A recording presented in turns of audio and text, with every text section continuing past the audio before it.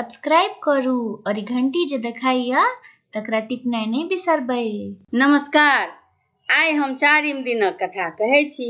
तऽ एहिमे अछि सतीक कथा और पतिव्रताक कथा। तऽ आउ सुनू सतीक कथा। ईश्वर सृष्टि करबाक इच्छासँ पहिने विष्णु, तखन महादेव और अंतमे ब्रह्माक रूपमे अवतार लेलनि।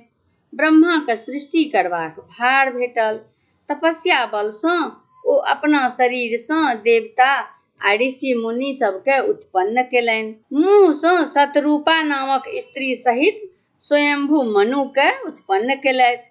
दहिना आँखिसँ अत्रि, कान्हसँ मरीच, दहिना पाँजरसँ दक्ष प्रजापतिक जन्म देलनि। आब ब्रह्माके संतानो सब अपन अपन वंशक वृद्धि करऽ लगला।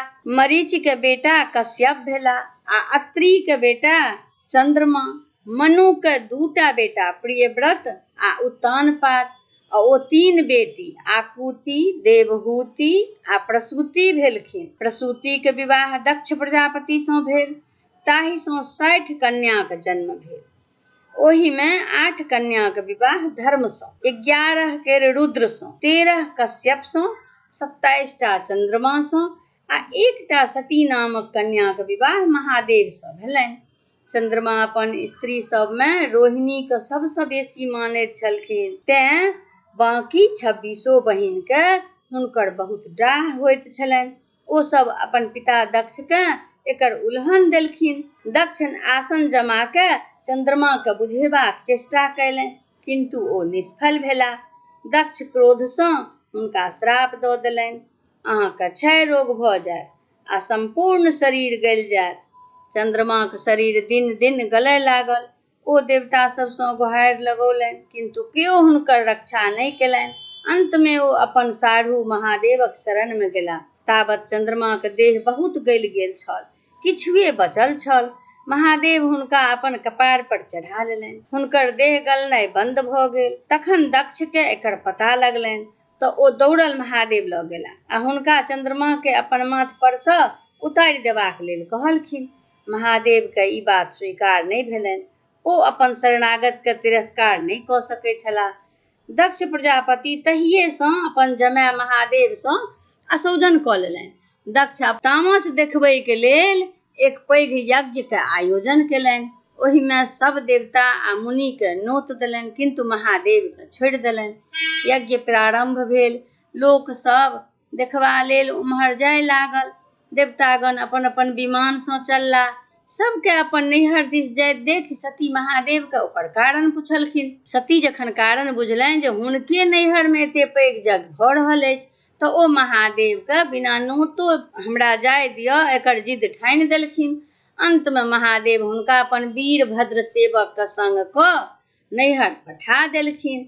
सती जखन अपन पिताके यज्ञ स्थली पर पहुँचली तऽ केओ हुनका नहि स्वागत केलकनि और केओ बैसो तक ले नहि कहलकनि। सब हुनका दिस ताकि कऽ कानाफूसी करऽ लगलनि। हुनका ताहिसँ बहुत दुख भेलनि, लेकिन तैयो ओ ठाढ़ रहथिन। जखन अंतमे सती देखलखिन जे महादेवोके निंदा भऽ रहल अछि, महादेवके निंदा और नवेद नहि देनाइ और हकार नहि देनाइ, से बात देख कऽ सुनि कऽ हुनका असह दुख भेलनि।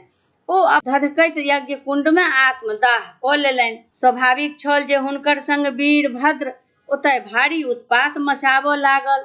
दक्षक गर्दनि काटि लेलक, यज्ञ मंडपके तहस नहस कऽ देलक, देवता आ मुनिके मारि भगौलक। महादेवके जखन पता लागल तऽ ओहो ओतऽ पहुँच गेला। हुनका क्रोधके देखि सब देवता कल जोड़ि कऽ क्षमा प्रार्थी भेला।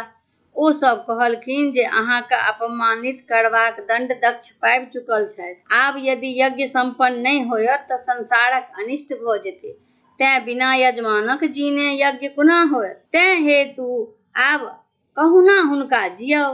अंतमे औढ़रदानी महादेव पसीज गेला आ यज्ञमे बान्हल बकरीके मूड़ी काटि कऽ दक्षक धड़ पर बैसा देलनि। ओ पुनः जीवित भऽ बों बों करय लगला। महादेवके हुनकर नव बोली बड्ड प्रिय लगलनि। तहिएसँ लोक महादेवक पूजामे अंतमे बों बों भू अर्थात बम बम भू करैत अछि। दक्षक यज्ञ समाप्त भेल, किंतु महादेव बताह भेले छलाह। ओ सती के सबके अपन कान पर नेने जतऽ ततऽ बौआए लगला। विष्णु भगवान के ई स्थिति जखन नहि सहन भेलनि तखन ओ अपन चक्र सँ सती के सबके काटि काटि के खसबऽ लगला। सती के अंग जतऽ ततऽ भूमि पर खसल, ततऽ ततऽ सिद्ध पीठ भऽ गेल।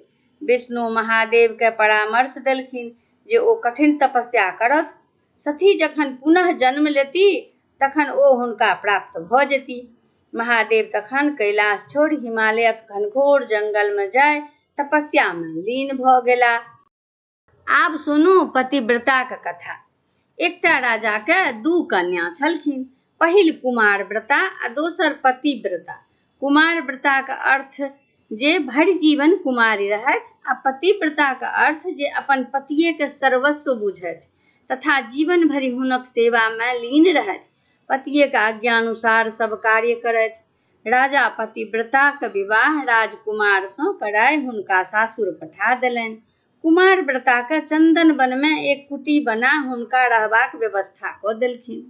एक दिन एक सिद्ध योगी ओहि वन में जाय एला।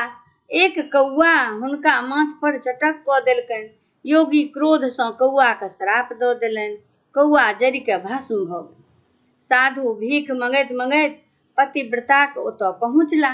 पतिव्रता कहलखिन, नंदन वन में आगि लागि गेल छै, ओहि वन में हमर बहिन के कुटी अछि, ओकरा बचा आउ, ताबत हम तुलसी के बेर दै छी, तखन भीख देब। साधु हुनका डरौलनि, हमरा जँ शीघ्र भिक्षा नहि देब तऽ श्राप दऽ देब। ताहि पर पतिव्रता कहलनि, हम कौआ नहि छी जे अहाँ हमरा श्राप दऽ कऽ भस्म कऽ देब। ई सुनि साधु अवाक भऽ गेला जे ई स्त्री हमरो सँ बेसी सिद्ध अछि। बाबाजी तुरंत नंदन वन गेला। ओतय ओ देखलनि जे समस्त वन में आगि लागल छै, खाली कुमारव्रताक कुटी पतिव्रताक प्रभुत्व सँ बचल छै।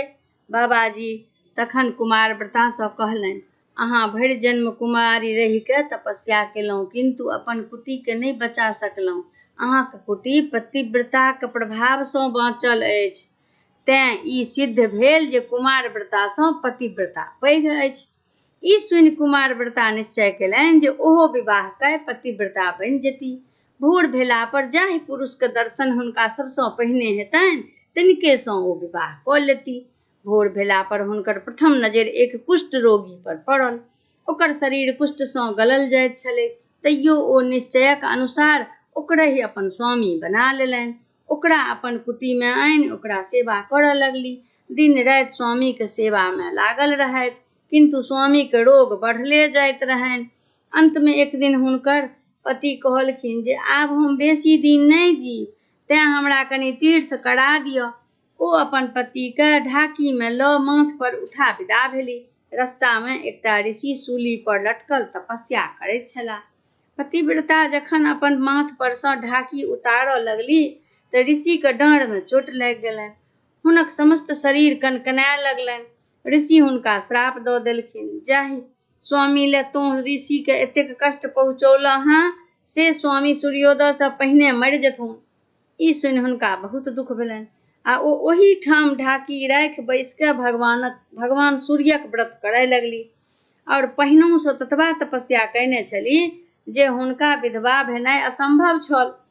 महात्माक श्राप सँ तऽ पति तऽ मरि गेलखिन, किंतु सतीक तपस्याक प्रभाव सँ ओ फेर जीवी उठलखिन और हुनक शरीर पूर्ण स्वस्थ भऽ गेलनि।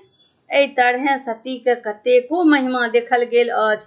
तेँ हेतु सती, सीता, सावित्री, अनसुईया, बिहुला आदि के गुणगान एखनो धरि होइत रहैत अछि। यदि कोनो स्त्री मोन सँ अपन पति के सेवा करैत छथि तऽ हुनका कोनो प्रकारक क्लेश नहि होइत छनि। ओ सती, सीता, ओ सावित्री जकाँ अमर बनि जाइत छथि। तऽ ई छलै चारिम दिनका कथा। धन्यवाद।